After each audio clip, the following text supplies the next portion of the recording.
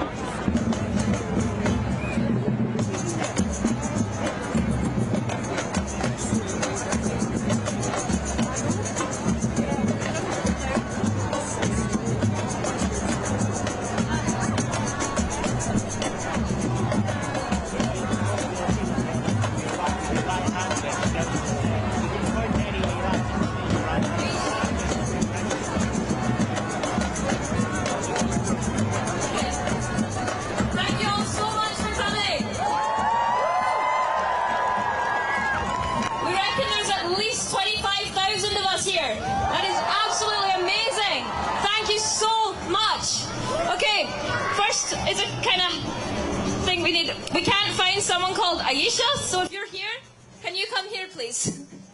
Okay, our first speaker is someone a lot of you will know, Chris Mitchell for the GMB Trade Union. Solidarity with the workers is essential. Chris.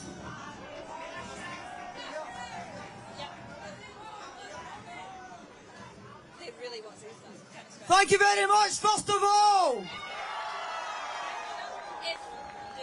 Absolutely amazing to be standing here in front of everybody with a solidarity message and camaraderie message.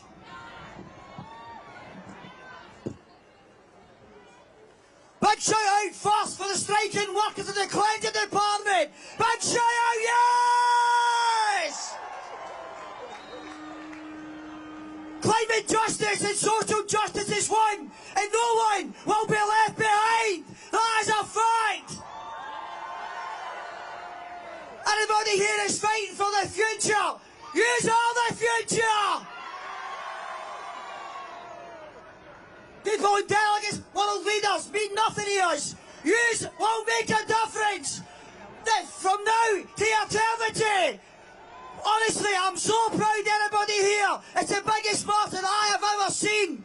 And I'm proud of the striking workers and the GMB Trade Union that's on the picket line today, making a stand. The message is for everybody, right through the world. Stand with us, not against us. Let's go again. Stand with us, not against us. This day will go down in history where we stood up and said, enough is enough. Here we go again, I'm so proud again. One more time, and as loud as you can, all the way back to the city chambers. Let your voice be heard for the striking workers and the climate change activists and the GMB Trade Union and everybody standing here today. Stand with us, not against us. Well done, everybody. Solidarity, brothers and sisters. Keep it moving. Yes. Thank you. Cheers. Thank you very much.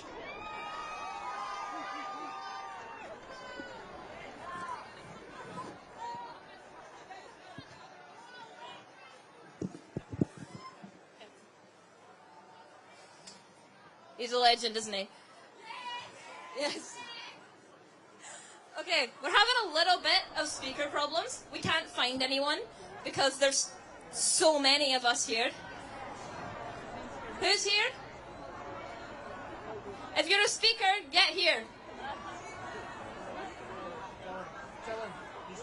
Yeah.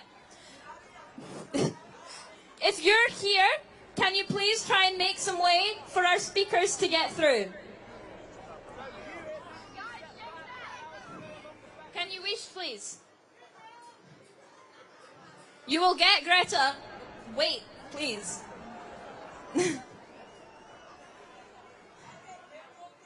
Okay. While we're waiting, can we do some chants? And can this time respond with climate justice, please? What do we want? When do we want it? What do we want? When do we want it? Get your speech up. Okay. We'll go live when you're up there. Take your mask. Do we have any of our speakers? I'm so sorry about this.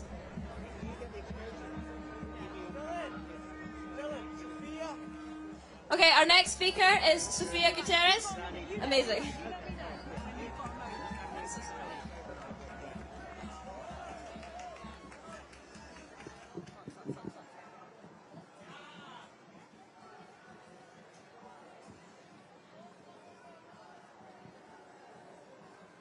Hi, international community, especially from the global north. My name is Sofia Gutierrez. I'm a climate justice activist from Colombia. When people ask me why do we fight, they expect me to say for the future generations. But no, I fight for the generations of today because we can think or dream of a tomorrow. I grew up in the context of an armed conflict where life continued at the same time as the violence increased. For me and many Colombians, my bedtime stories were the stories of my grandmother telling me how she and her family had to run away from the violence in the countryside. Hearing that those who stayed were killed, growing with fear, but with the sense of fighting for justice and craving for change. Because for us, fighting is a need and not a choice. But they weren't only stories. They are still being lived by people from the most vulnerable areas of Colombia, where people don't have time to fear because they need to fight back. They need to stop the destructions of their communities from exploitation and war at the same time. Fear isn't allowed to be felt when you have a gun right next to your head for you to leave your territory. So once again, the global north can get richer. During this week of COP26, I've heard so many so-called world leaders giving financial support to countries like mine, that with bare minimum support, they expect for everything to be fine while they continue to see our countries as territory of conquest and exploitation. For the past few weeks, I've been striking for the first time in my life without needing to worry about either fighting to be heard or suffer from police brutality. Because for us, going back home was the dream.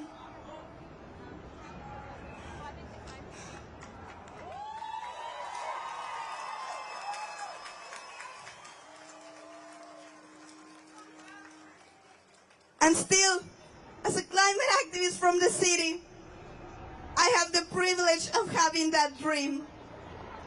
But yet, the defenders on the front lines don't have anywhere else to go. Their fight never ends until the life does. Colombia is the world's most dangerous country to be an environmental defender. Last year, 65 environmental defenders were killed. And even my president, Iván Duque, forgot to say that to all of you.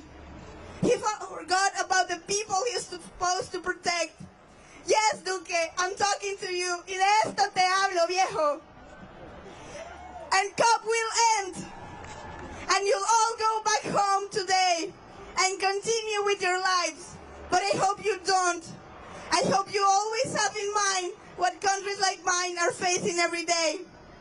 I hope you join the fight and stop the climate crisis, because we need for you to end what you started. And dear world leaders,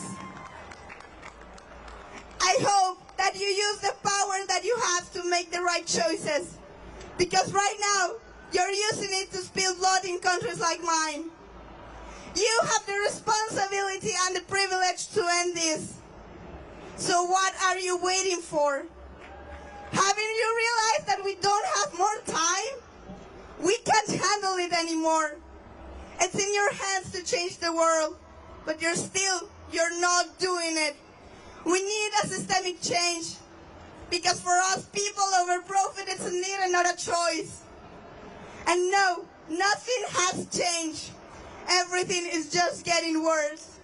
Start acting so we can have the chance to even dream of a tomorrow, because you owe it to us.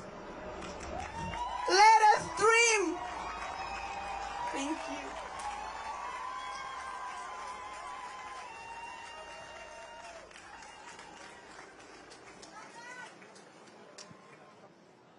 You're amazing. It is absolutely essential that we remember that people are experiencing this right now, all over the world. People are dying now. And there are people who are causing that death. So with that, I would like to bring up Aisha Siddiqa to talk from Polluters Out. Aisha? Good luck. Mic check. Okay, before I talk, I have friends in the back who are speakers. So Helena, the Gualinga family, if you guys aren't in the back, can you please make space for them? Okay. All right. So, my name is Aisha Siddiqa. I come from northern region of Pakistan, right under the Himalayan mountains and besides the Chenab River. In my culture, we are taught from an early age that the earth is a conscious being, that it is aware of each human and animal that resides on it, from the ants to the elephants. And the earth not only feels our footsteps, but is aware of the tone with which we take them. It knows when we tread on it with arrogance and disdain and commit atrocities on it. And it keeps a record. We learn that we are as close to the earth as we once were to the wombs of our mother. Just like animals and plants, humans evolved to survive in their specific habitats. There is symbiosis between the mountain people and the mountains, between the river dwellers and the river, and between the desert and the people of the desert. That when they are removed or forced to leave, the feeling of loss is mutual and is felt both by the earth and the displaced. That the sense of homelessness is one of the most violent pains one man can inflict on another. That we are mere visitors, passers-by, and when we return to the earth, we go empty-handed. I became involved in the climate movement not because I wanted to protect the environment, although that is a very important and necessary reason. I became involved because the global north has slaughtered, bombed, and starved my people to death in the name of oil.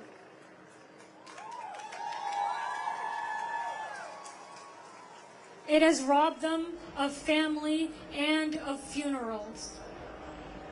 The Middle East, North Africa, and South Asia is home to more than half of the world's crude oil and a third of its natural gas reserves.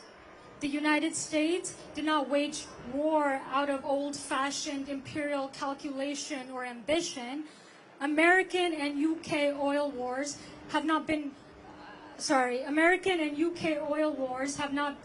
about establishing direct control over oil fields or about liberation or freedom. They have been primarily driven by the desire to maintain control over vital resources, generate profit for war profiteers, and establish international hegemony while forcing most of the world into economic subservience. Sorry, English is not my first language. To achieve this goal, it has assassinated both Democrats and dictators, targeted reactionary governments and revolutionary movements, and created apartheid regimes all over the Middle East and South Asia.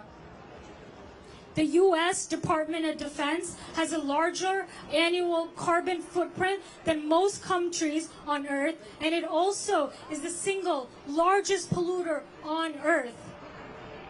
Its military presence in my region has cost the United States over $8 trillion since 1976.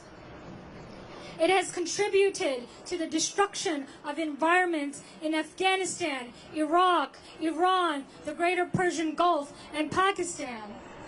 Not only have Western-induced wars led to spikes in the carbon emissions, they have led to use of depleted uranium, and they have caused poisoning of air and water, and have led to birth defects, cancer, and suffering of thousands of people.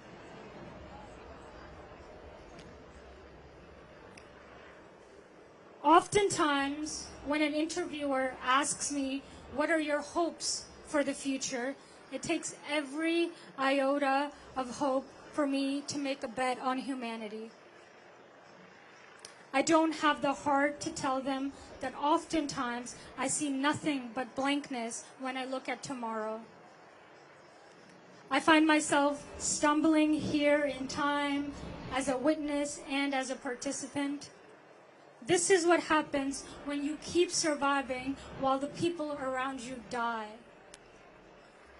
I've lost a 19-year-old cousin, a 7-year-old cousin, both my grandparents to polluted water, to greed and destruction. My people's heads have been torn from their bodies, limbs severed all over the floor. Everything I could have lost, I already have. That's why it often makes me an unwanted candidate on big platforms. History has done more damage to my people than my words can to my reputation, and all I've got are my words. If you kill us,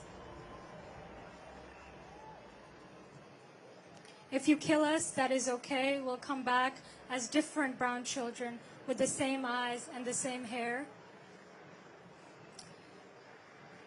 Death is a nothing. We are still waiting. And you cannot make us no more of the nobodies than you already have. I will leave you today with a poem I wrote at a time when I desperately needed hope. It can be hard to imagine a world that doesn't exist when everything and everyone is telling you to give up.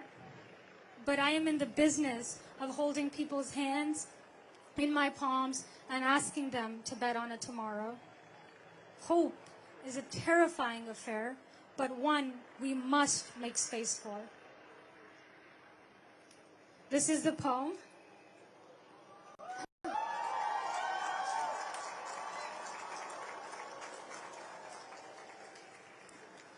It's called On Another Panel About Climate. They asked me to sell the future, but all I've got is a love poem. What if the future is so soft and revolution is so kind that there is no end to us in sight? Whole cities breathe and bad luck is bested by a promise to the leaves. To withstand your own end is difficult. The future frolics about, promise to no one, as is her right. Rage against injustice makes the voice grow harsher yet. If the future leaves without us, the silence that will follow will be an unspeakable nothing. What if we convince her to stay? How rare and beautiful it is that we exist. What if we stun existence one more time? When I wake up, get out of bed, my 7-year-old cousin with a ruptured belly tags along. Then follows my grandmother, aunts, my other cousins, and the violent shape of their drinking water. The earth remembers everything. Our bodies are the color of the earth, and we are nobodies. Been born from so many apocalypses. What's one more? Love is still the only revenge. It grows each time the earth is set on fire. But for what it's worth, I'd do this again.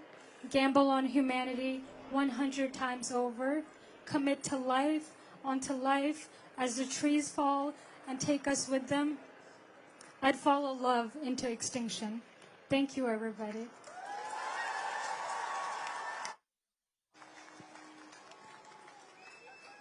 Can I get past? Guys? I think that was absolutely beautiful. I don't know about you guys.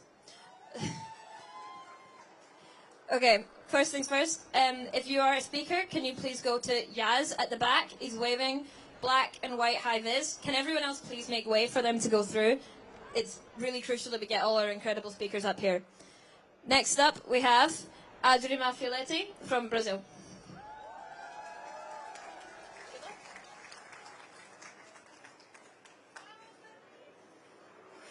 Imagining waking up in the middle of the night with the wind blowing out at your window. It's another cyclone that has arrived. Your clothes are wet, you pick up your brothers and run. Your house is underwater. You don't know your native language because it was taken for you before you were born. Your ancestors were kidnapped and raped. They trying to whiten the population by raping and killing your people. Now your name is Italian, German, Portuguese, Spanish. They took everything from you. At 6 years old, men will already try to exploit your body. You grow up with your own lands under attack and exploitation. They want everything, you, your family, your territory, your life. Lost your home is normal in this system. Running out of food, seeing your brothers and sisters with stomach pain from hunger. It's the system. This is not just my story. It is a story of many indigenous and Brazilians who continue to be marginalized and silenced. Tell their stories. Remember their names. We are not just numbers. We have been killed from years. We have been suffering by this system and by this climate crisis from years. One more thing. I ask you to look at Brazil. Our president, Jair Bolsonaro, is not here because he doesn't have the capacity to handle all of his lies. Because he's lying all the time. He's lying about Brazilian people. He's lying about our good preservation of our forest. Liar, liar, our forests are on fire.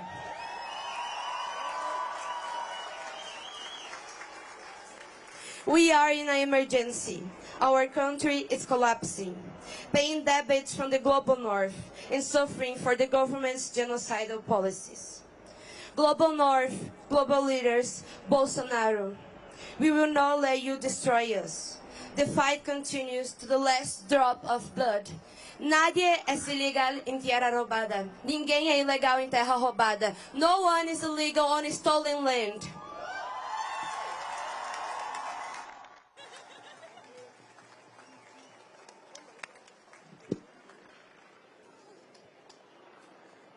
I'll just repeat the end of that one. No one is illegal on stolen land. Our land defenders are crucial to this fight. Next up is Evelyn from Uganda. Woo!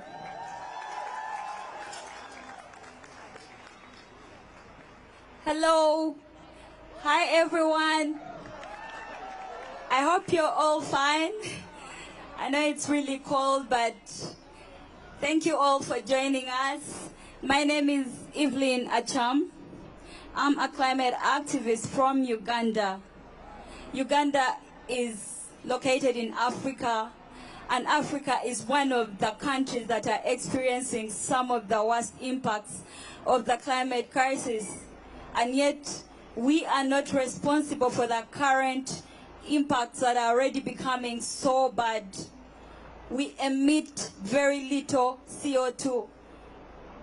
Very little CO2 emissions, but we are suffering some of the worst impacts. People are dying from floods, disasters like droughts that are drying up people's crops, people's food. Uganda heavily depends on agriculture for food and water. But again, agriculture depends on the natural systems. That means people are left hungry with nothing to eat or nothing to drink. We are here today to demand for justice from the leaders, because we are not responsible as people from Africa, and yet most times we are not being heard. Our voices are not being heard. Our voices are left behind. We are not on the front pages. Why is that so?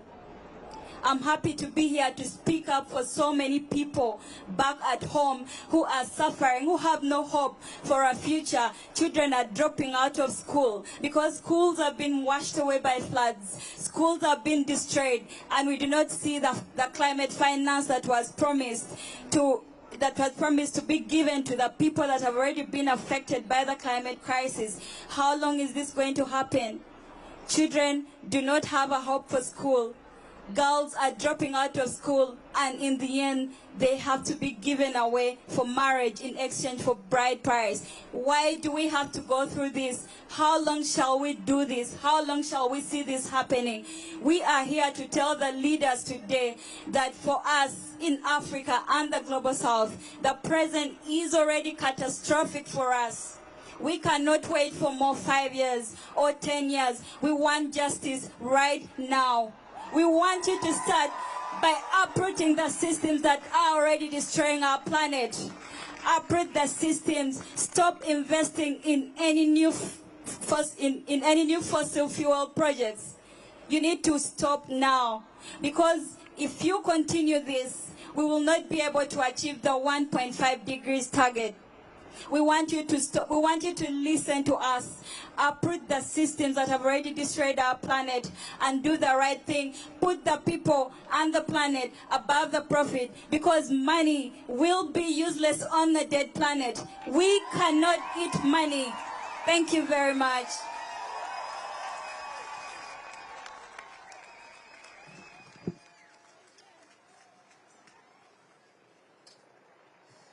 Up next, we have someone from our second one from the UK, is Michaela Loach from the Stop Campbell campaign, and she's also one of the young people taking the UK government to court on climate change. Woo!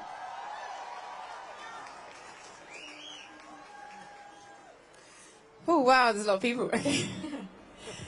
Last week, my heart was broken by the people inside that COP building.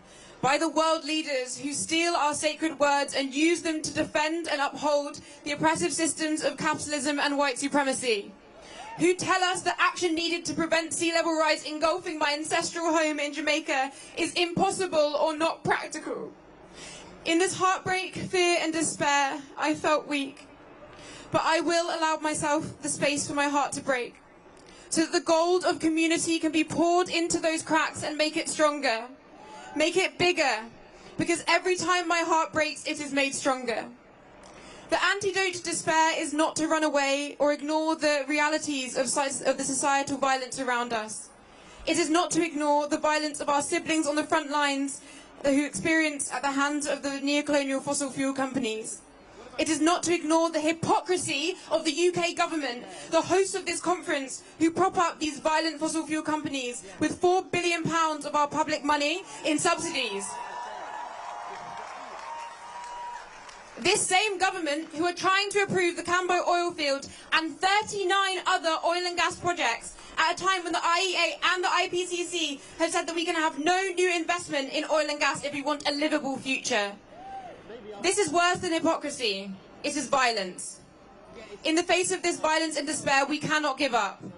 We cannot be overwhelmed. We must act. These are last resort times. So do whatever you can and be audacious about how incredible the future we can create can be. We have to believe that we can achieve it. We must demand an end to capitalism. We must demand an end to white supremacy. We must demand black liberation. We must abolish prisons and the police.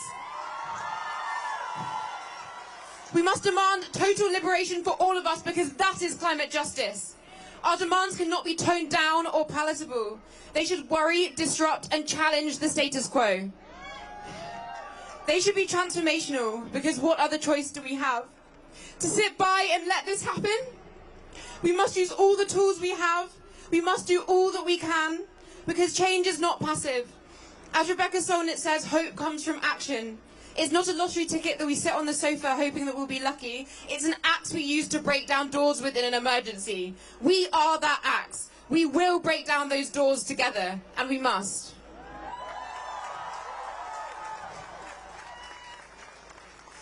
This goes beyond these 2 weeks in Glasgow. We must keep up the momentum. 3 weeks from now, on the 8th of December, alongside Karen van Sweden and Jeremy Cox, I will be taking the UK government to court over the North Sea oil and gas subsidies I mentioned before. We will hold them accountable. And with the support from all of you here for the Paid to Pollute campaign, we will end public payments for big polluters.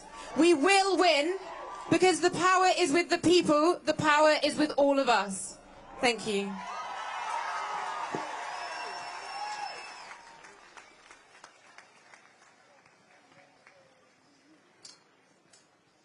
It is so important that we hold our leaders accountable to this crisis, especially the UK government, which is historically one of the biggest emitters. Up next, from Youth for Climate Argentina, we have Nina.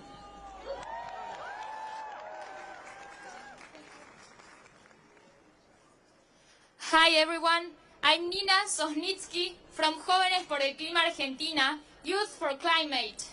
I'm from Tucumán, a province in the north of my country, which is the poorest in the northwest, with a 46.2% poverty rate. In Tucumán, 30,000 families don't have access to drinking water, and in Argentina, 3.5 million people have no access to safe and drinkable water either. Last year, we saw news everywhere that water began to be listed on the Wall Street market. We are talking about the most basic human right of all. Water cannot be a commercial privilege. The members of an original community in Salta, north of Tucumán, have to walk several kilometers to find drinking water. On top of that, the only containers to carry water that they have access to are empty glyphosate jars that the producers of a soybean monoculture, which is almost on their territory, threw onto the side of their homes. Argentina is the country that applies the most agrotoxins per capita, ensuring the expansion of the agricultural frontier and damaging ecosystems. In addition to this, last year approximately 1.5 million hectares were burned. I have no doubt that every fire is political and that droughts, which are becoming and will be more frequent, are also political. We could endlessly continue mentioning concrete data and examples of subjugation on most vulnerable sectors. We could write volumes about it. There is a common denominator that I cannot fail to mention. These injustices arise from an extractive and withering production system, and they are replicated not only in Tucumán, but also in Argentina, in Latin America, and throughout the global south. The current model of an environmental depredation responds to the logic of a globalized capitalist economic model and to the demands of a world market, a system that is based on commodification of nature, a system designed for a few at the expense of a majority that deepens social gaps and consolidates the consequences of the climate crisis. This model is the result of the imposition of a project of planned misery by the imperialist powers on the north on the people of the south. The climate crisis affects us all, but the crucial point is to understand that it does not affect us all in the same way. The global north is responsible for the debt in human and ecological terms suffered by the global south.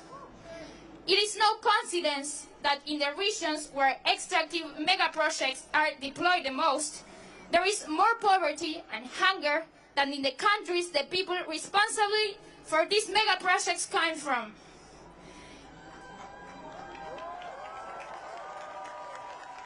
Enough is enough. It's time for those who see our land as an open door to exploit natural resources to begin rethinking what the meaning of the concept development really is. No, it's not fair what we are going through as humanity.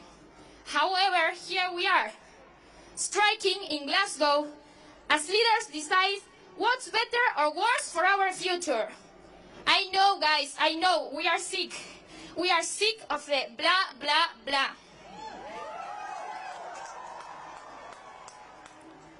It saddens me to see the ineffectiveness, the lack of action, the ignorance, the disinterest, the denial, and the procrastination. But look around us. It isn't incredible? I'm excited to be standing here with you, thinking that the same collective activist action I developed in my country, each one of you develops in your own homelands. Come on, despair is not an option. Let's not lower our arms. The way is definitely collective, and the revolution will be always in the streets. Remember, remember, If the present is one of struggle, the future is forever us. Si el presente es lucha, el futuro es nuestro. Thank you very much.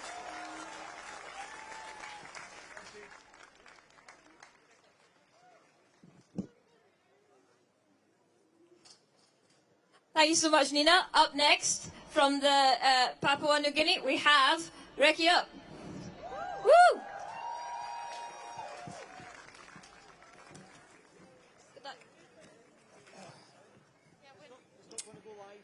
Good afternoon, Glasgow. Can I see the fist up? There you go. My name is Raki Up. I'm the spokesperson of Free West Papua campaign. And I stand here in full solidarity on behalf of the indigenous peoples of West Papua. West Papua is the western half of the island of New Guinea, world's largest tropical island, described as one of the most frontline areas with the most unique land and marine biodiversity. This is my climate change story, and of that of my people. As political refugee from West Papua after the Indonesian military assassinated my father 4 months before I was born, me and my family had to flee to the Netherlands, where I grew up as Dutch citizen and joined the Dutch army because I thought that is the way to protect human rights, peace and justice. But I found out something else, that behind this militarism there's a huge political game. And that has transformed me to the freedom fighter I become today, an indigenous climate change activist. Imagine that your father was murdered just because he was making music about the pristine land, about the desire towards freedom, about upholding your culture, and that he was murdered about that. Imagine that 1/3 of all this audience was murdered the last 60 years, which is happening in West Papua, estimated by NGOs. 500,000 indigenous West Papuans. Once the home of the indigenous West Papuans, New Guinea Island has become a colonized land by Indonesia today, having world's largest gold mine owned by a US mining corporation, BP with having their one of the largest LNG gas projects, and palm oil companies destroying our ancient lands. World's third largest lung, threatened with extinction are how the people. If I reflect you, our current status, 4.6 billion years of life, to just 10 years to prevent irreversible destruction of Earth's ecosystems. What does innovation and development mean? So this is where climate justice is about.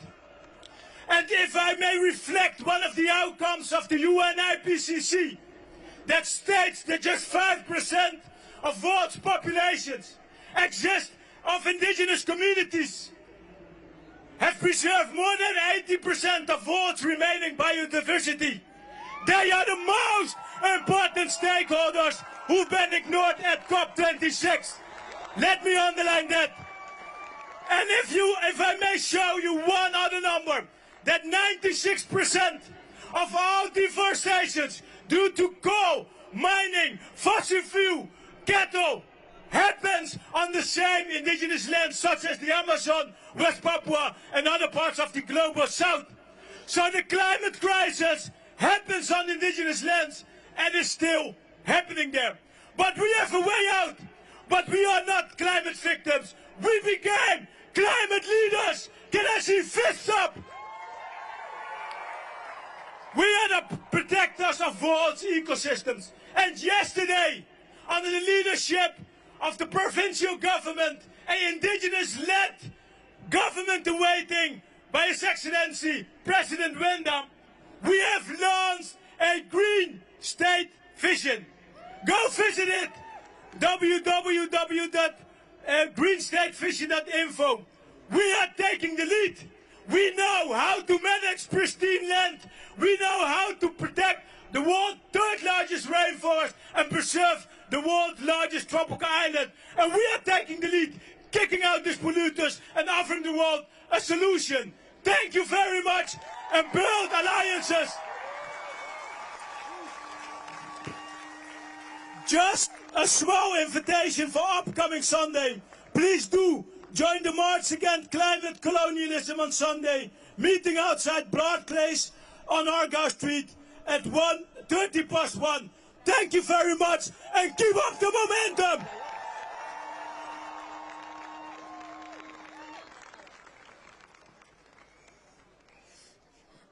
That was absolutely incredible. We have to stand with our land defenders, especially in the Pacific, where they're facing effects right now and have been facing them for decades now. This is not a future problem anymore.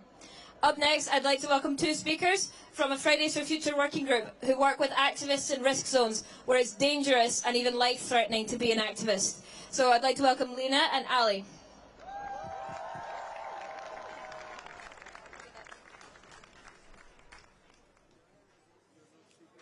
1, 2, 3. Okay. We are Ali and Lena from the Fridays for Future Activists and Risk Zone Task Force, which has and is supporting activists at risks since early 2019.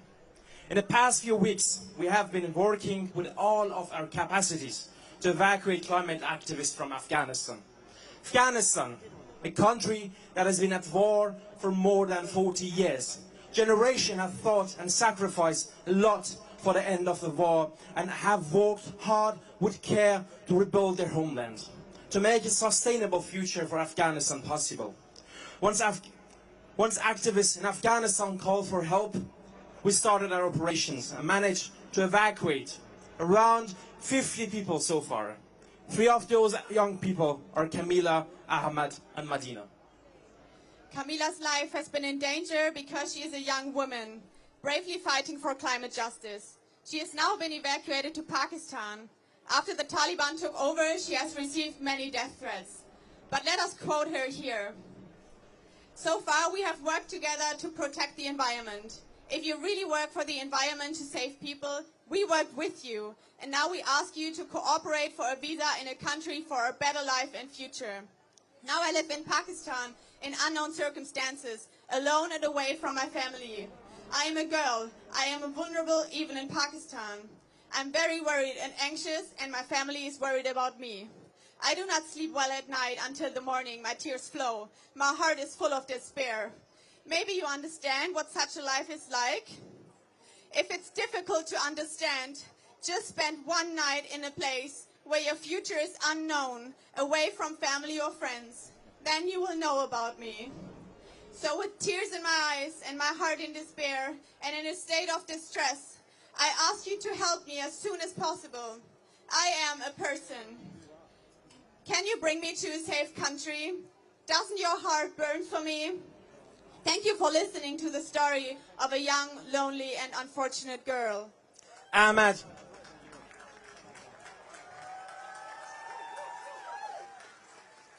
Ahmad has been actively advocating for children's rights in Afghanistan and started Fridays for Future in Afghanistan. And because of that, he has received many threats from the Taliban. Ahmad says, I lived in Kabul all my life, born in the province of Panjshir. We had bittersweet days in Kabul, good memories of marches and gathering with friends, and bitter memories of losing our best friends to war and terror. But we had a hope to live for our plans and goals, big and small. When we used to march, it was hard and worrying that something bad would happen to all of us. We had future strategies and plans. We were planning the future of Fridays for Future Afghanistan. But when the Taliban came, the government collapsed once and for all.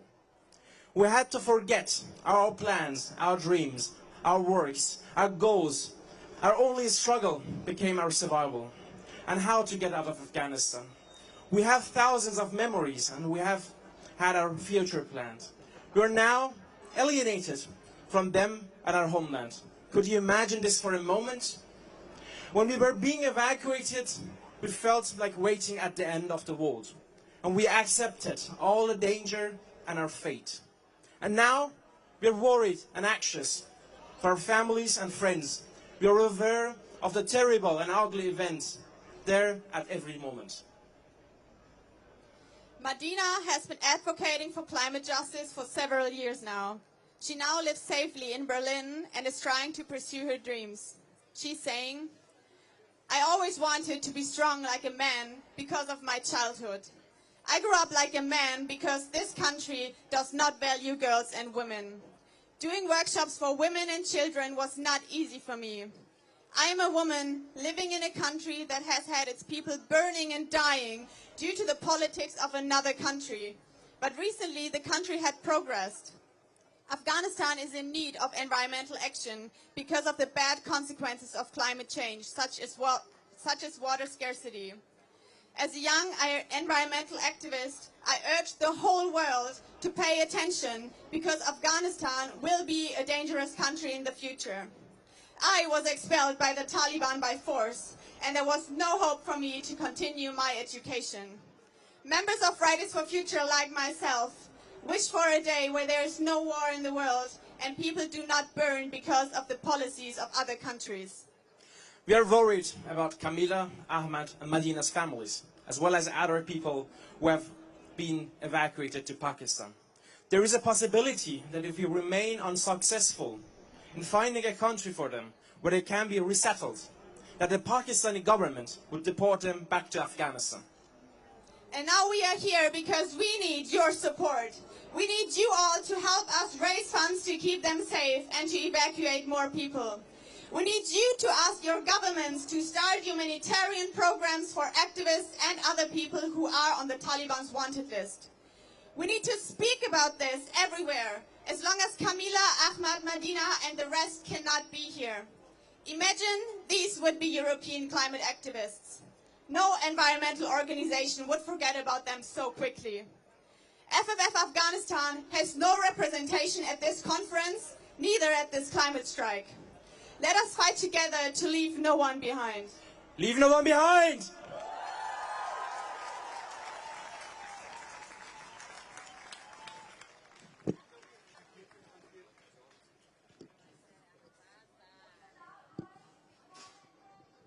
We're super excited to platform those voices, especially because in Glasgow we have a history of supporting the refugees, especially, some of you will remember, on Kinmure Street when we prevented a family being deported.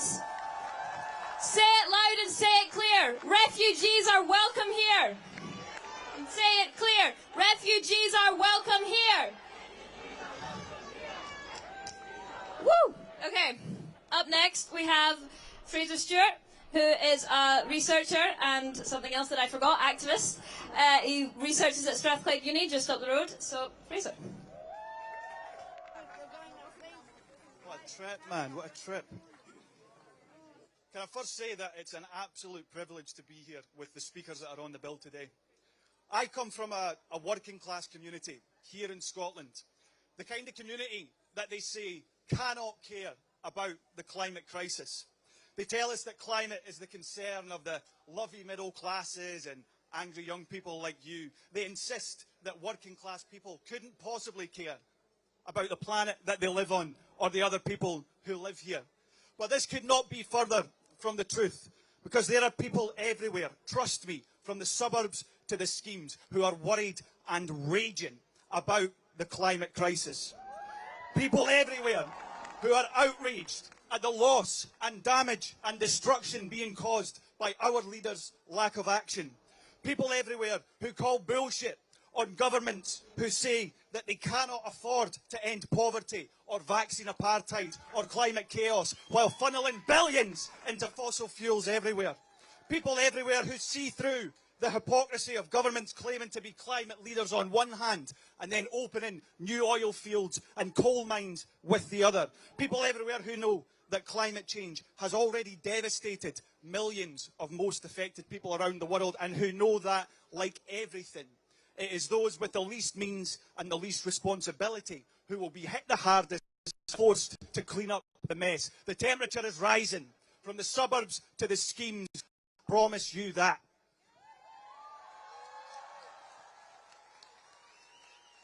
They say around here that climate's only a concern for folk who don't have to worry about the real issues of poverty and inequality every day.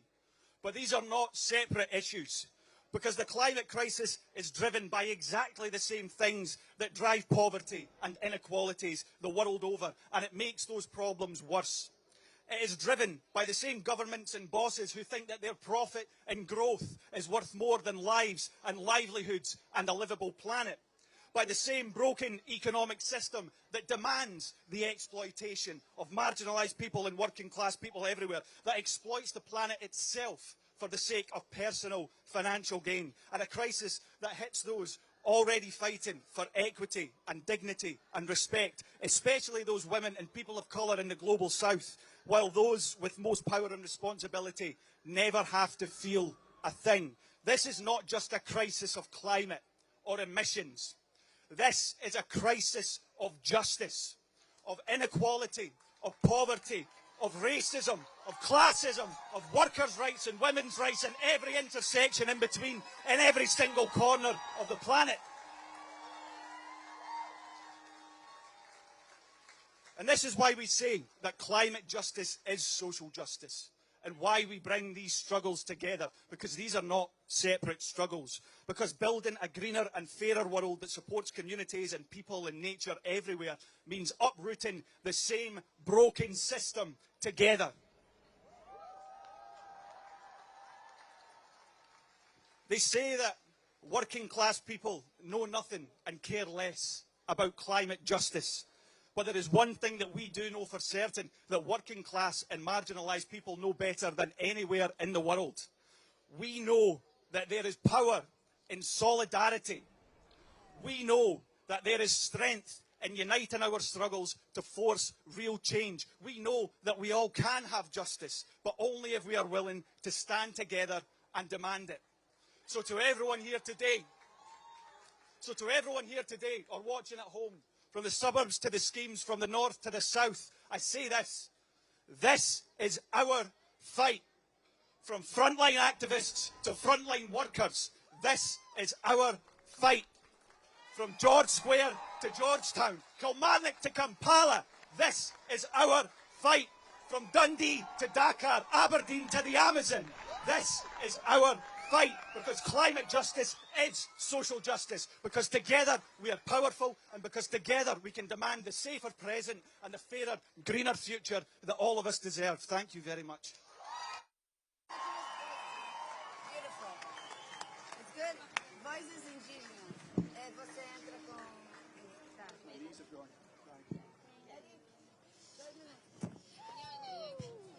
Next up, we have a really, really special act, I think. We have some indigenous people who are here to share their voices. They're from lots of different countries. We have Guatemala, Mexico. They're going to share some of their culture with you guys. So, there's a lot of them, so it might take a little while to come up. Now? Yes. No. Okay. Whoever's going first. Are you speaking first? Okay. 3, 2, 1, go. Vem, passa.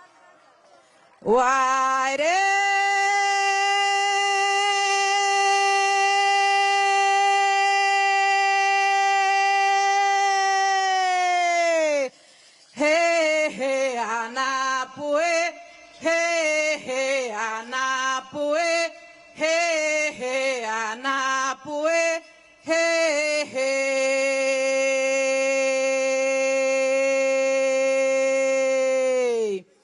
Ware.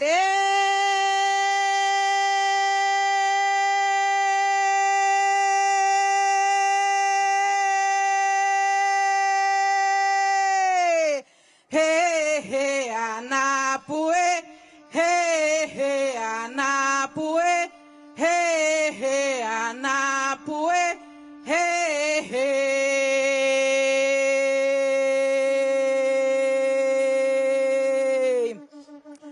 Ware.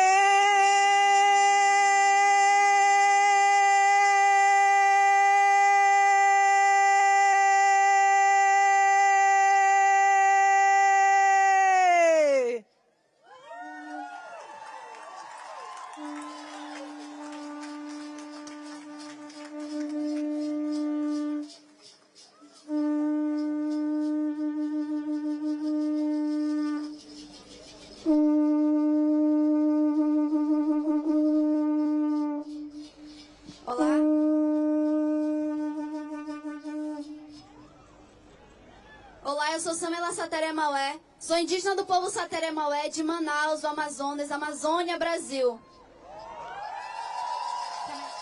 Hello, I am Samela Sateré Maué, of the Sateré Maué people in Manaus, Brazil, in the Amazon. Eu não podia deixar de falar aqui sozinha sem a presença das minhas irmãs indígenas, meus parentes indígenas. I couldn't come here alone without the presence of my brothers and sisters, indigenous brothers and sisters. Nós, povos indígenas, somos os principais defensores do meio ambiente. We, the indigenous people, are the main defenders of the environment. Nós estamos aqui enquanto povos indígenas do Brasil e também do Equador, mas enquanto povos indígenas do Brasil, nós estamos com uma delegação de cerca de 40 lideranças indígenas. Estamos aqui para denunciar toda a política genocida do governo brasileiro. We are here as indigenous people from both Brazil and the equator, but as Brazil, we have about 40 indigenous people here to denounce Brazil's government genocidal politics. No Brasil, nossas terras indígenas não estão sendo demarcadas e todos os dias nós sofremos com as consequências das mudanças climáticas.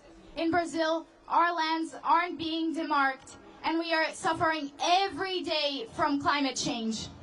Nós defendemos os nossos territórios com a nossa vida. Nossos parentes indígenas estão morrendo, sendo assassinados. As nossas crianças Yanomami estão morrendo afogadas nos rios. We are every day defending our territories with our lives. Indigenous people are dying. We have to die. Our brothers and sisters are dying. Yanomami children are dying in the rivers. They're being...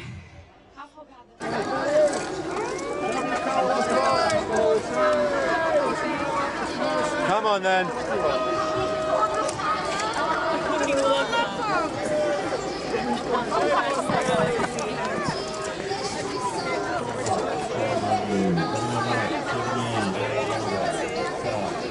Mr. Putin, why are you wearing a top?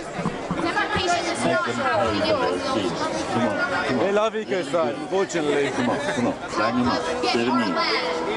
Por isso, a nossa delegação dos povos indígenas do Brasil veio com a mensagem demarcação já.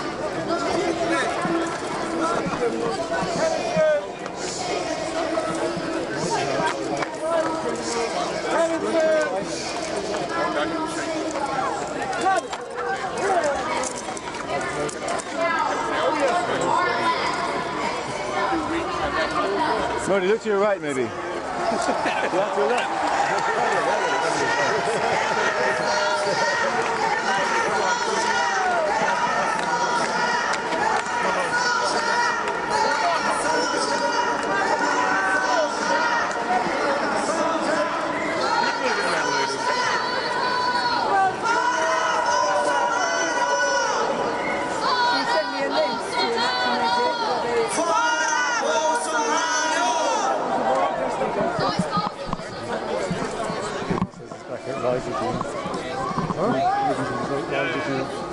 Okay, come on. Oh.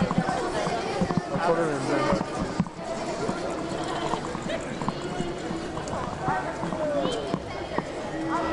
Watch out, don't be talking about And they're also the climate criminals. Ooh. Lock them up with the climate criminals. Coming through.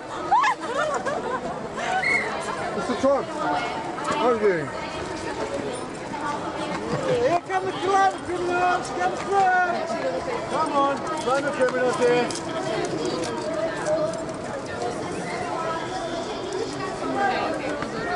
That's it, keep moving.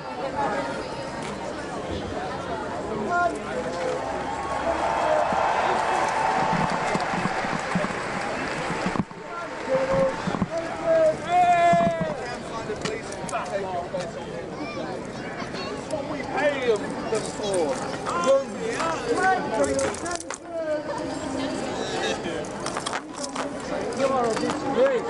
You're a disgrace. We've got him in chains now. Sorry. On they go. They know what they've done. We have a shift change in the car. Maybe half an hour. A bit of a handful. Modi's a bit like Sealet.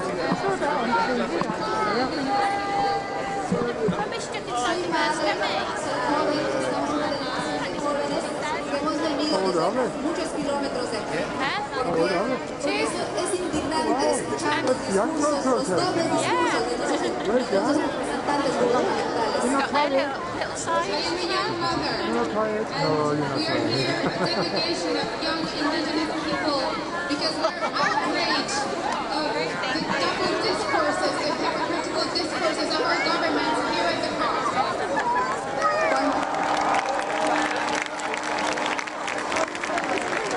Cuando en la COP escuchamos a nuestro presidente dar un discurso Of our governments here at the COP.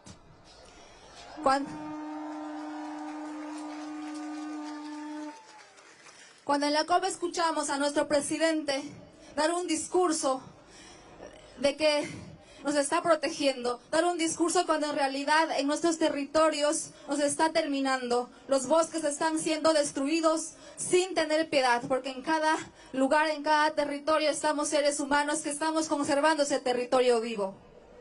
We have heard our governments come here to the COP, speak about how they're protecting wildlife. But that is not true. In our territories, they're killing us. They're killing wildlife. They're killing forests.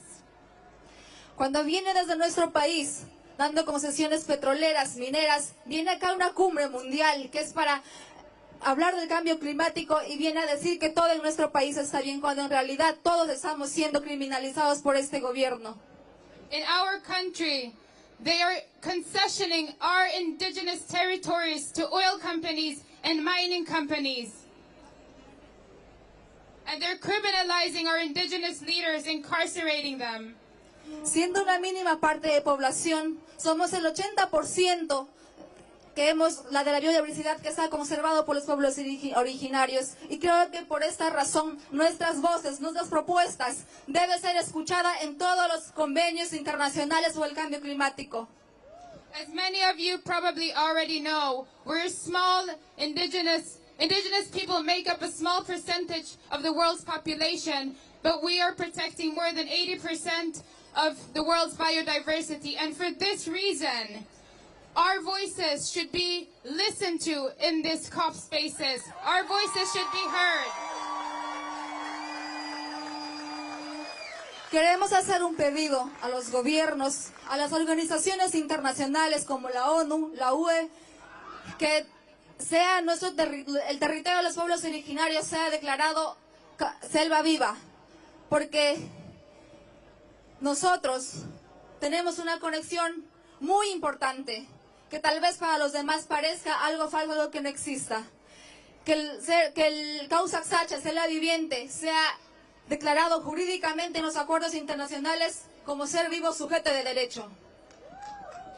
We call upon world leaders, we call upon international organizations like the UN, environmental organizations, to recognize and declare legally our territories, living forests, because those territories are alive. All those beings that live on the land are alive.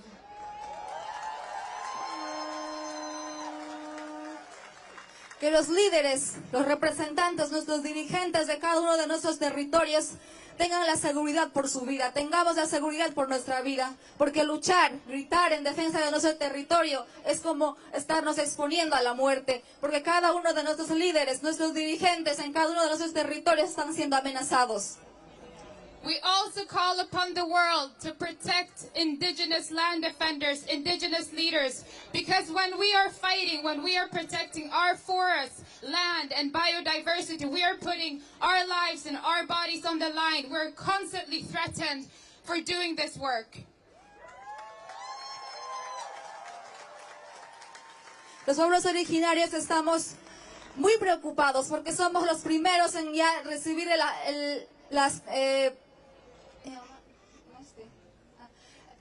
tenemos los efectos de cambio climático. Nuestro pueblo recientemente ha pasado por una inundación que antiguamente sucedía cada 50 años, ahora es cada mes, cada 2 meses. Nos hemos quedado sin casa, sin nuestros chicos, sin nuestra chacra, sin nuestra alimentación, y es muy triste saber que venimos acá para que nos escuchen y no tenemos ni siquiera espacios donde nos puedan escuchar y acoger nuestras propuestas. We call upon everyone to support us and support our voices and our demands, because not only are we the first ones to be affected by extractive industries such as the fossil fuel industry, but we're also the first ones to feel the effects of climate change. Recently, just last year, our community was flooded by massive floods that never happened, or that happened maybe every 50 years, and now it's happening every month, every 2 months. We lost houses. Houses were washed away. Schools for children were washed away by the river. The bridge was washed away. Our food, our crops, everything. Hago pedido a cada uno de ustedes que en nuestras condiciones, que en nuestra posibilidad, hagamos algo por cuidar el planeta, porque los acuerdos que hacen en las cumbres internacionales son soluciones falsas. Entonces el cambio está en cada uno de nosotros para poder seguir viviendo. Gracias.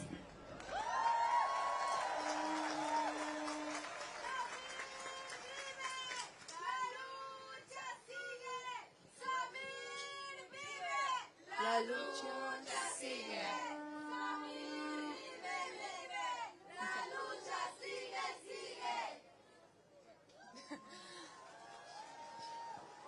I also call upon each one of you to take action in your everyday lives, because the agreements that they are making inside the COPs are false solutions. The solutions is with us. It's with each and one of you. So let's work together on this.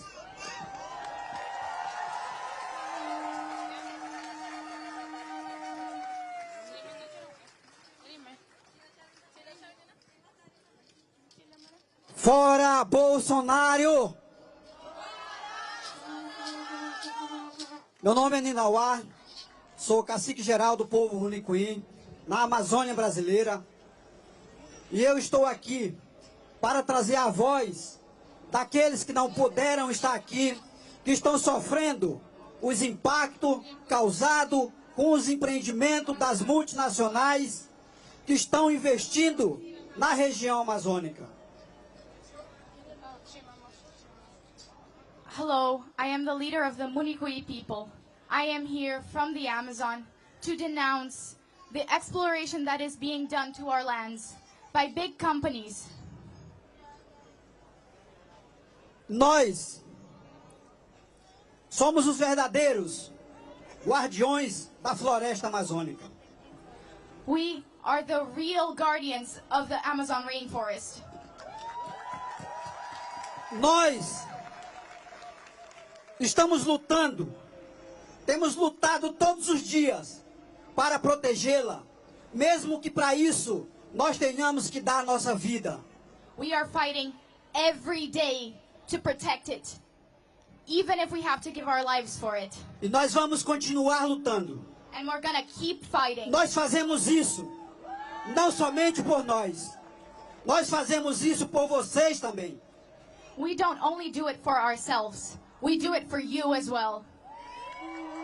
Nós estamos lutando uma luta diferente para proteger a Amazônia contra a exploração predatória que todos os dias bate na porta dos nossos territórios. We have a different fight going on. We have to fight against predatory exploration that is happening right to our land, to our home, every single day. Nós precisamos do apoio de vocês. Nós precisamos estar junto para defender o pulmão do mundo, que é a Amazônia. We need your help. We need to act together to defend the lungs of the world that are the Amazon. No Brasil, o Congresso Nacional Brasileiro está com ataque sistemático contra os nossos direitos dos nossos territórios. In Brazil, the National Congress is attacking us directly, and it is not giving us the rights to our own territories. São projetos de lei que, se aprovados forem, nós iremos enfrentar uma nova onda de genocídio no Brasil. They are law projects that if they are pushed through, we will have to fight another wave of genocide in Brazil. Estão tentando flexibilizar os nossos direitos garantidos dentro da Constituição, nos acordos internacionais, para flexibilizar o nosso território, para entregarem às indústrias predatórias. They are trying to decrease our rights, to decrease our territories, and to give rights to predatory industries. E eu sei que vocês importam. Eu sei que vocês sabem da importância da Amazônia para a existência da futura geração. E eu sei que vocês não vão nos deixar sozinhos nessa luta. And I know that you care. I know that you care about the survival of the Amazon, and I know you won't leave us alone in this fight.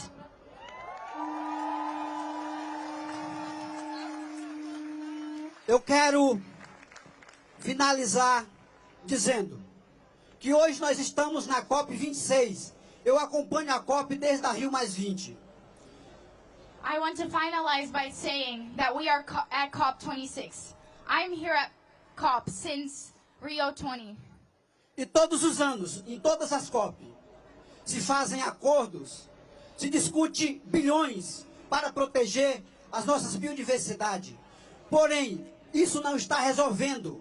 Os líderes mundiais têm que discutir ações concretas que vai resolver o problema da crise climática. Porque os acordos que estão sendo feitos nas COP não estão resolvendo nada. The deals that are being made by the global leaders, they're talking about billions of dollars, but they're not solving anything. São 1,7 bilhões anunciado para a proteção da Amazônia. Porém, este recurso, talvez ele nem chegue nas nossas comunidades, muito menos vai proteger os nossos territórios ou vai garantir uma vida melhor, social, para as nossas famílias. It's 1.7 billion being discussed for indigenous people, but none of it might actually get to us. None of it might actually help us or bring us security. Queria agradecer aos organizadores que nos convidaram para poder fazer essa fala. Quero dizer isso não com emoção, eu quero dizer isso com indignidade. Com indignidade porque é isso que nós estamos vivenciando todos os dias dentro dos nossos territórios. I want to thank the organizers for inviting us, and I don't say this with emotion, I say it with indignation, because this is what we're fighting every day in our territories. E vou, para finalizar mesmo, vou dizer que uma das soluções, uma das verdadeiras soluções para a crise climática é devolver os territórios sagrados do nosso povo. Demarcação já! Demarcação já! Demarcação já! The way to end the climate crisis is to give us back our sacred territories.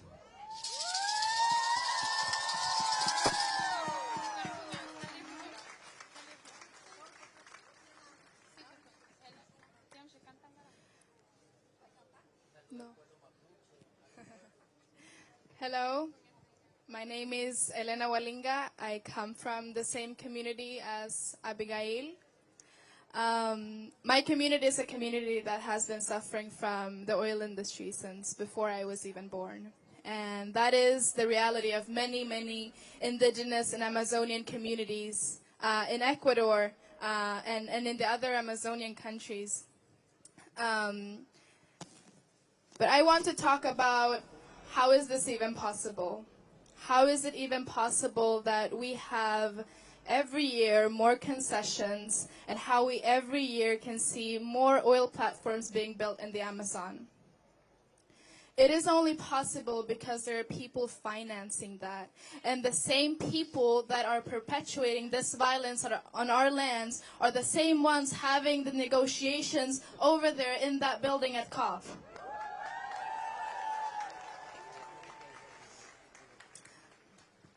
We need to start talking about this. Behind every murder that happens in the Amazon, or that happens to every killing that happens to a land defender, there is a company behind that, there is a government behind that, there is a name behind that.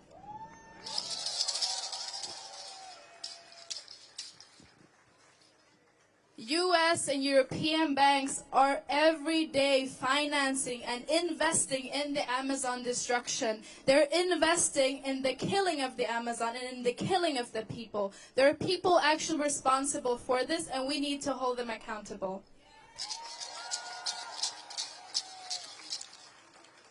Everyone behind me comes from a people that has been fighting not just to protect their lands, but for our survival.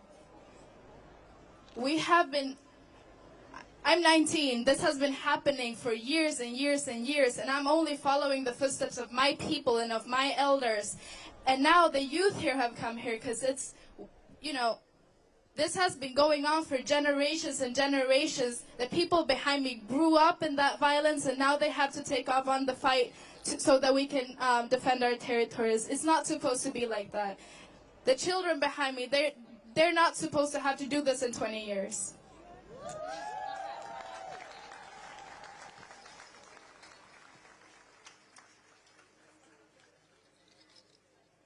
Keep the oil in the ground.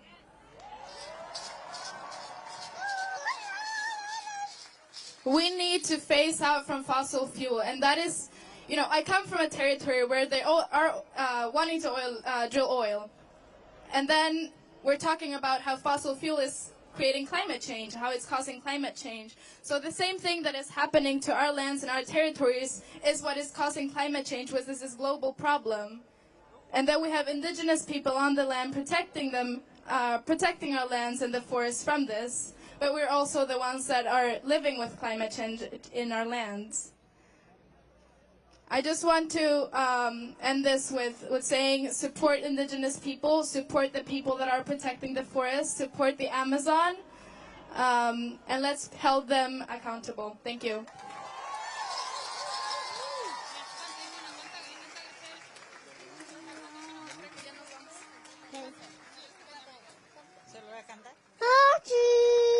Sukta, sukta, pusang, Changa, iskun, chunga, chunga, wasi,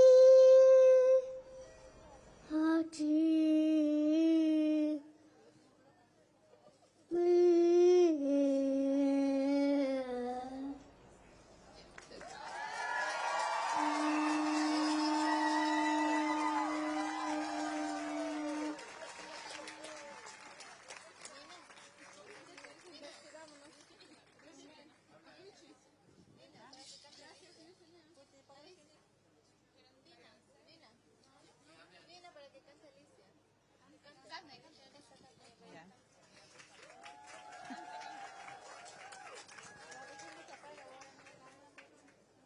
Voy a cantar una canción. Yo soy mujer guaraní de Yasuní, de Ecuador, en la Amazonía. My name is Alicia, and I'm a Waorani woman from the Ecuadorian Amazon. I'm going to sing you a song. Nosotros, mujeres, estamos dando ese mensaje para que la humanidad, las generaciones que puedan vivir en el futuro la vida del mundo que necesitan, el petróleo que quede bajo la tierra, la minería también bajo la tierra, nosotros seríamos felices para todo el mundo que queremos una vida mejor para nosotros. Y voy a cantar una canción. This is a message from indigenous women in the Amazon to keep oil in the ground, to stop mining. That is good for all of us, for indigenous people and for the world. And I'm going to sing this song to you now. Hey, hey, hey, hey, hey, hey, hey, hey, hey, hey, hey, hey, tôi mong bên ghép bông ai avi, tôi mong bên ghép bông ai avi, tôi mong bên ghép bông ai avi, cảm ơn boni bông ai avi, cảm ơn boni bông ai avi. nanamente gokina mange nanamente gokina mange nanamente gokina mange nenge tamanyunga hang a ave nenge tamanyunga hang a ave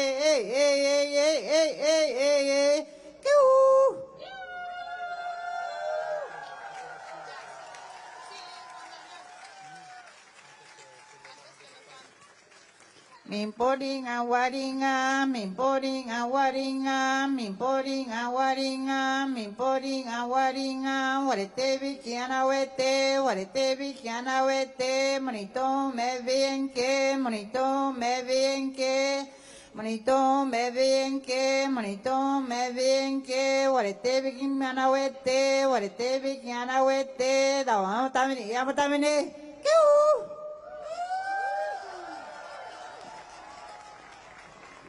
Aquí, buenas tardes con todas y con todos. ¿Quién puede traducir?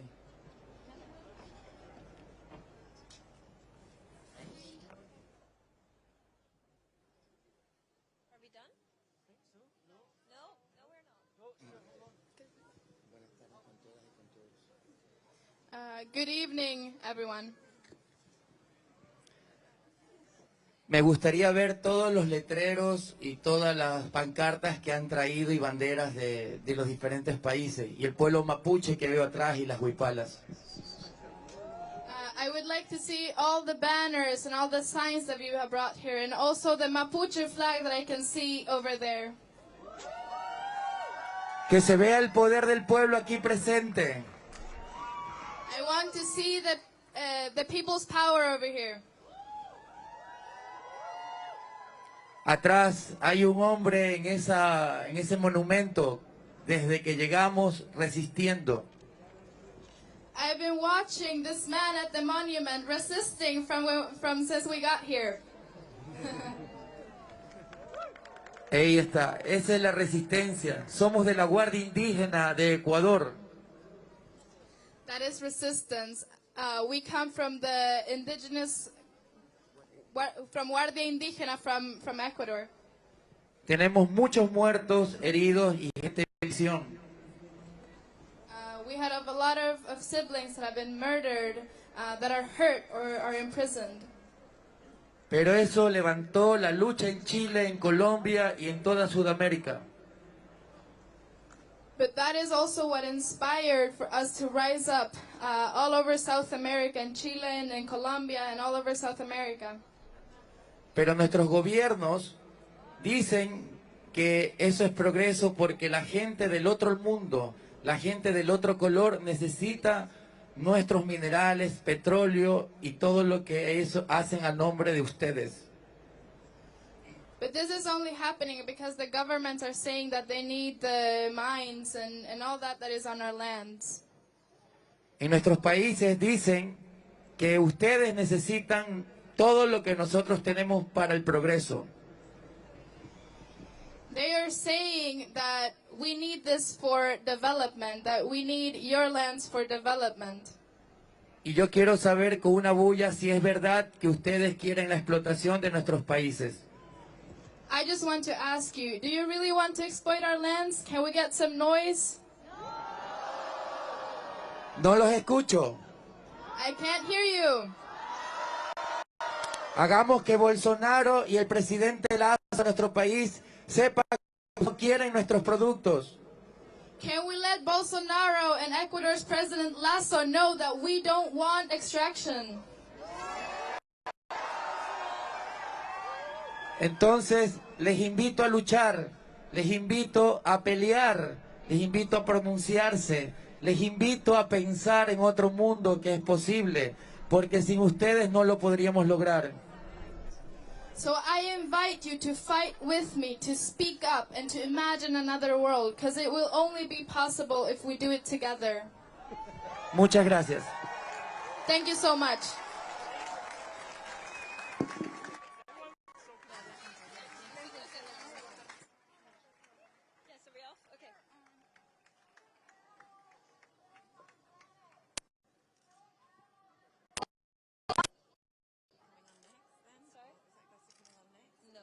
She just wanted to meet them.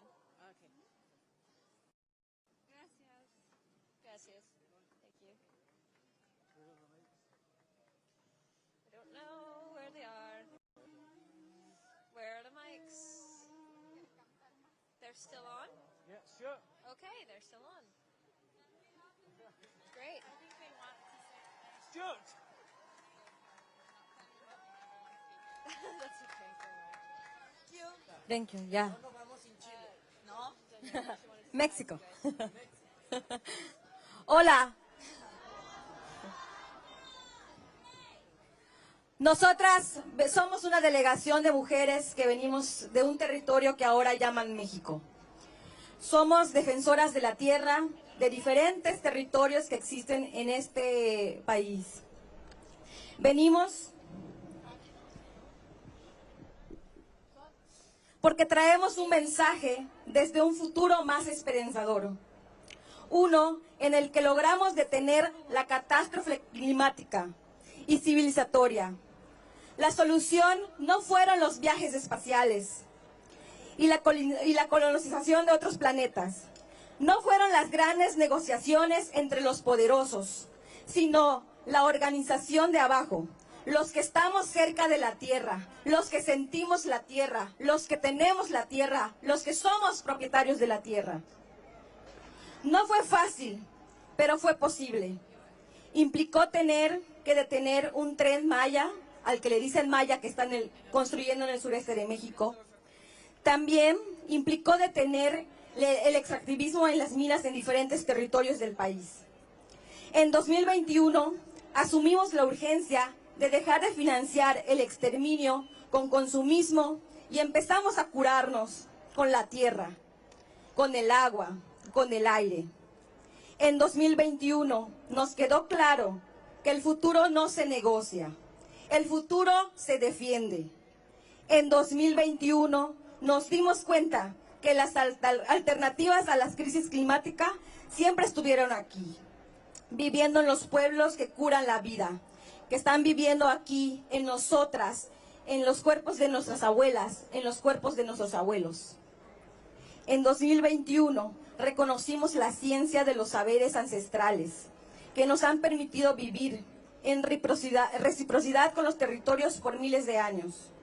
En 2021 asumimos la responsabilidad de entender que la naturaleza es nuestra condición de existencia y por eso la lucha por la madre tierra es la madre de todas las tierras.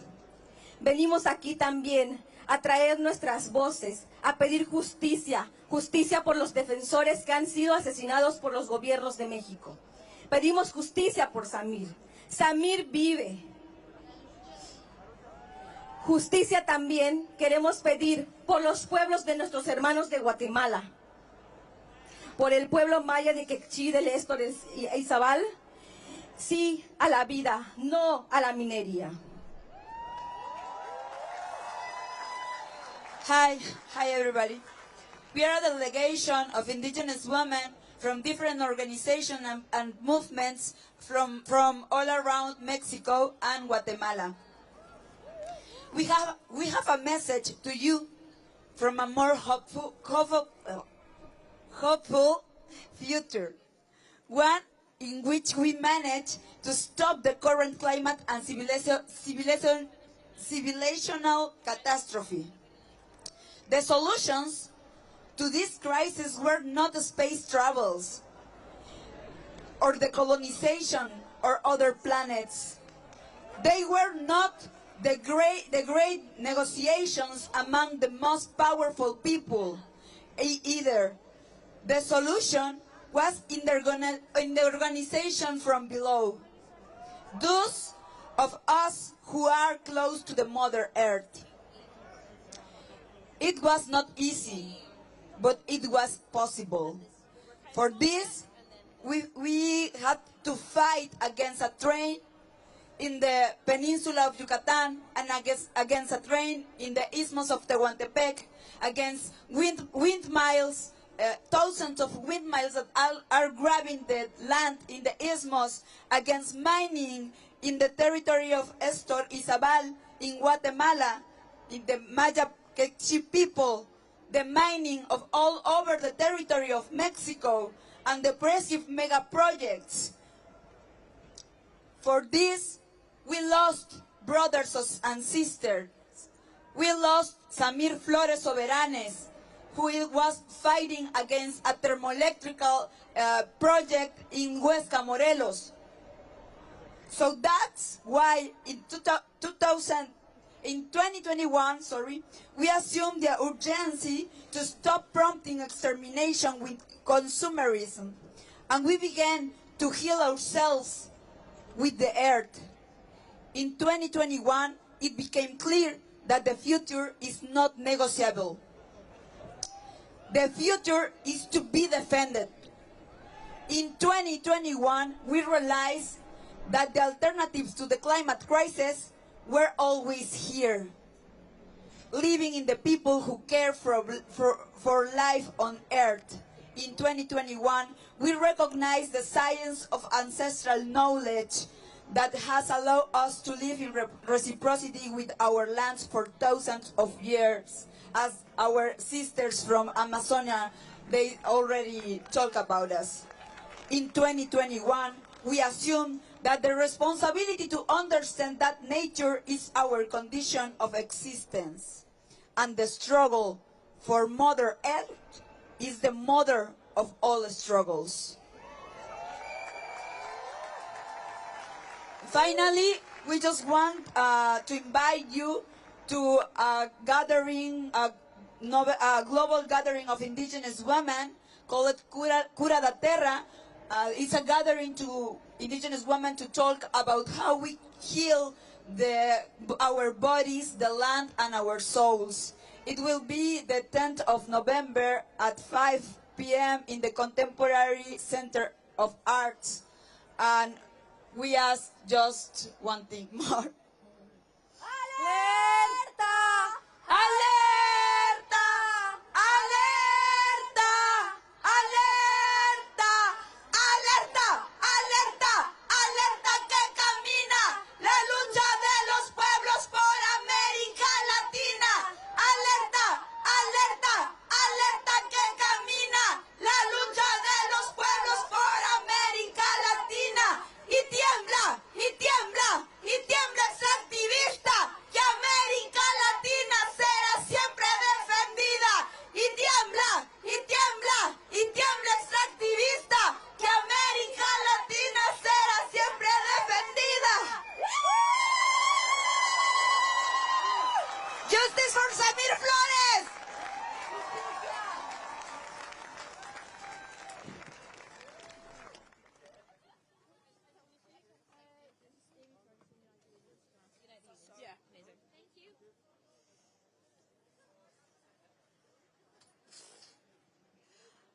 That was quite long, but with a lot of people. I think it was incredibly important to hear everything they had to say. So, we have a few more speakers before we're going to finish up. Up next, I'd like to bring on Amy Ferguson from Unite the Union.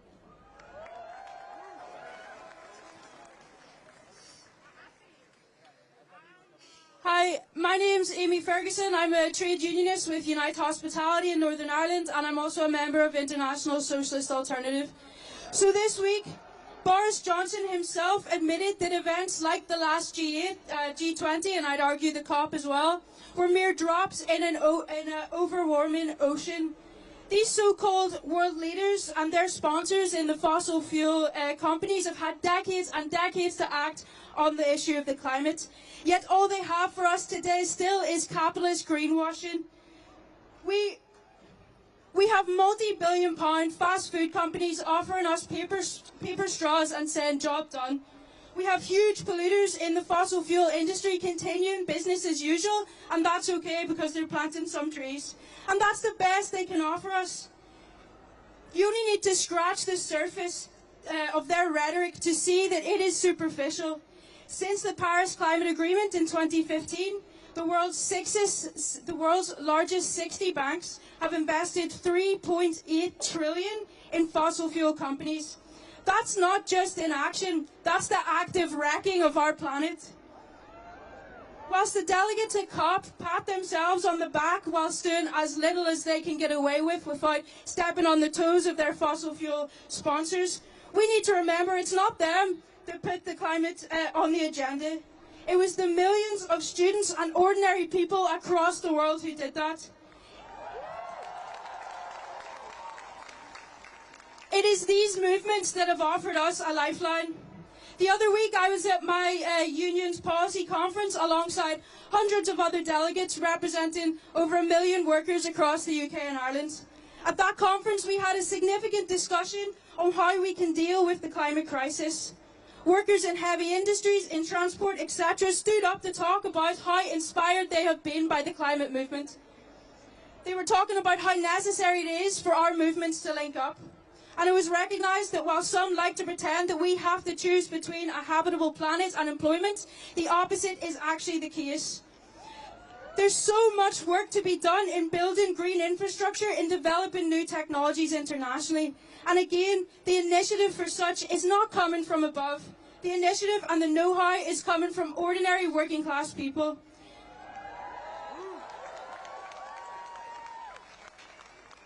In Belfast, a couple of years ago, the workers at Harland and Wolff shipyard were threatened with job losses and the closure of their yard.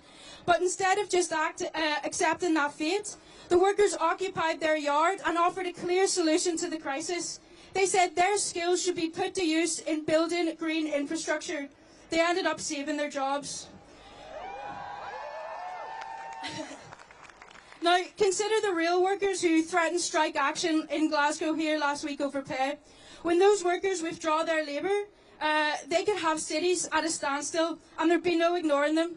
And just because of the mere threat of using that power, they've won a pay rise.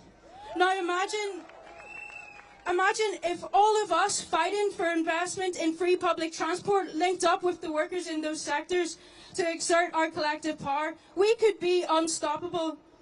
And by the way, I just also want to add, it's absolutely amazing to see our striking comrades in the GMB here, so full solidarity to them.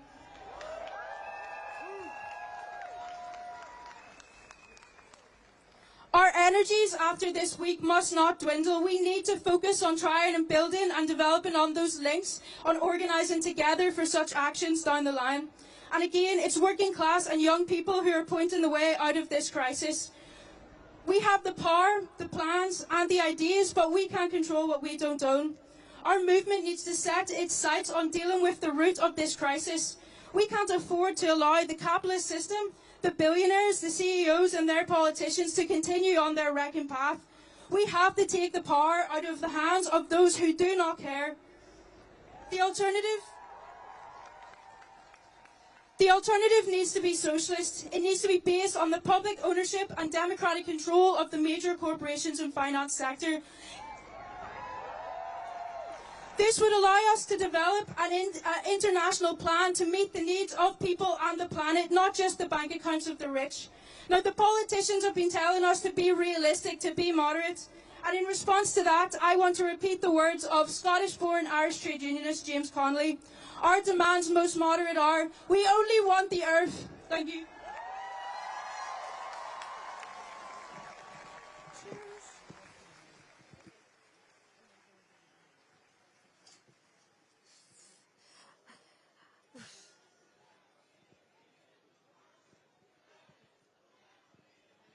The workers, united, will never be defeated. The workers, united, will never be defeated. Thank you. Amazing. Okay. Up next we have Jean, who's from the Philippines. Good afternoon, everyone. I am John Bonifacio from the Southern People's Action on COP26. I'm also part of Youth Advocates for Climate Action Philippines and Fridays for Future Most Affected Peoples and Areas. Right now, just a bus ride away from here, world leaders are talking about youth empowerment in addressing climate change. And for the past few days, and actually decades, youth around the world have tried to play a role in all the negotiations about our present and future. And yet we, the youth from the Global South, alongside so many more of the most impacted peoples of the world, are here. That is because we have been excluded. Peoples who have fought tooth and nail to get here to Glasgow, while billionaires and fossil fuel CEOs coming in their private jets and super yachts get to speak at COP and lecture us on how to save the planet.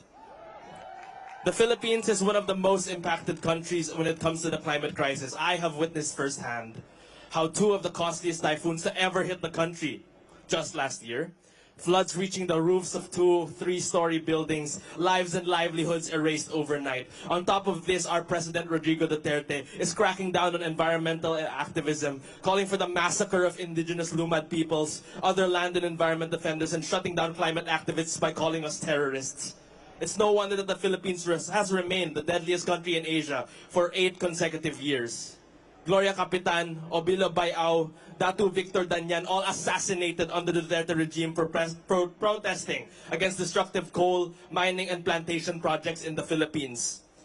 The climate crisis is not an issue, it's an issue of today, not 2050, not 2030. And each second these world leaders delay action towards global mitigation and adaptation condemns billions across the world to an unlivable future. And it is exactly what they are doing at COP, which in all its exclusion has devolved into a celebration of pointless promises of world leaders, patting themselves on the back, all the while sacrificing millions in the global south on the altar of capitalism and imperialism.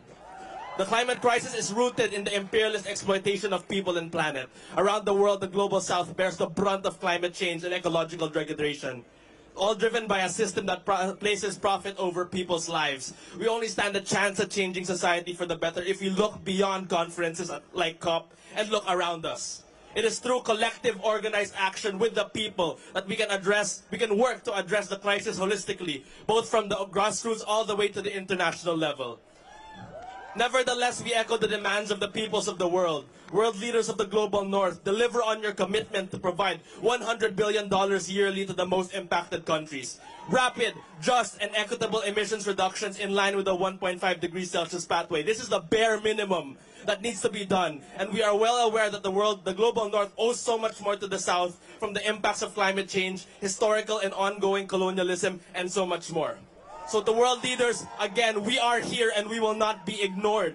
If COP26 will just be a space for so-called world leaders to talk to one another, then we will make our own space, the youth, alongside the other oppressed sectors of society, and forge our own way forward to build a society that's sustainable, just, and puts people and planet over profit. So what do we want? When do we want it? What do we want? When do we want it? Thank you very much.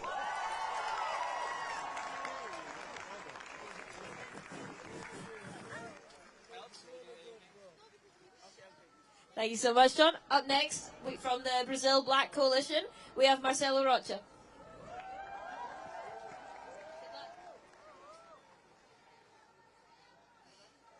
Hello, everyone.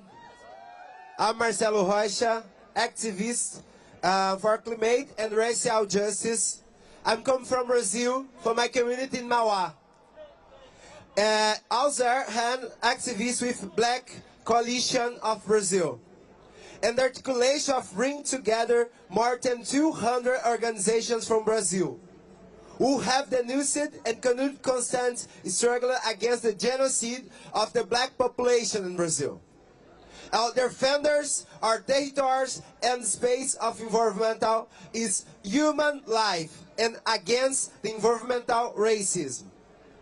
The fundamental debate in climate racism is still not widely accepted or defined by environmental movements, climate movements, and great leaders.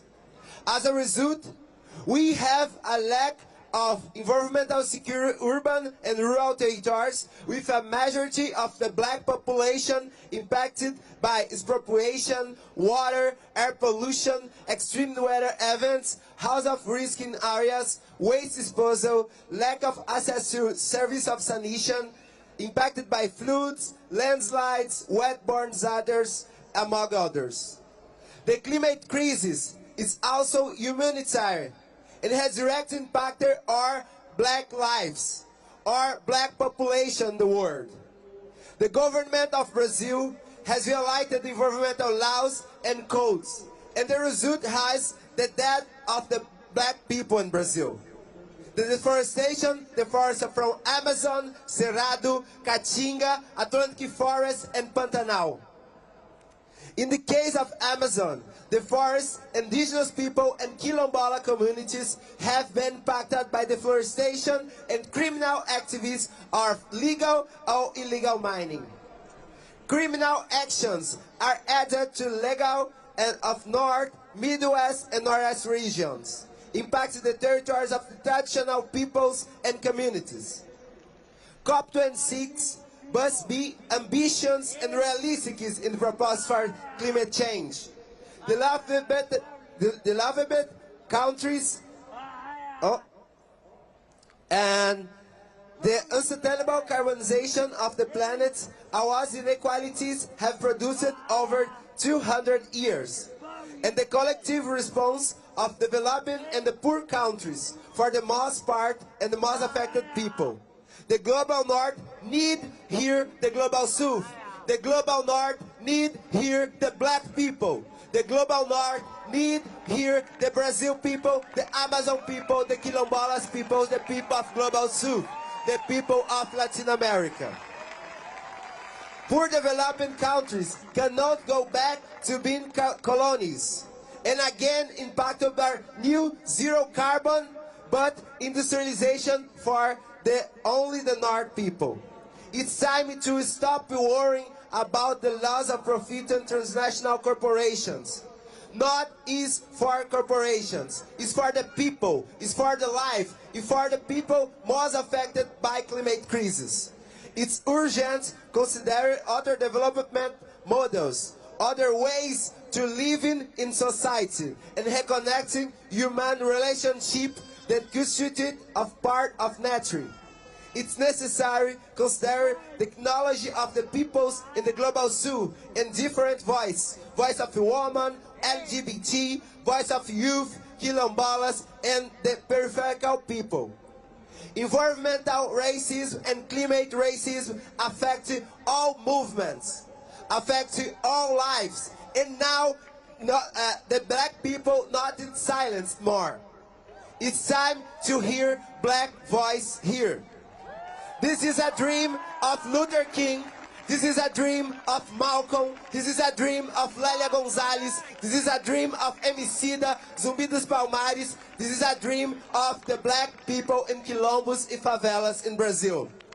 Decolonize your climate solutions. Decolonize your climate solutions. Decolonize your climate solutions. Climate justice without racial justice is new colonialism. Thank you.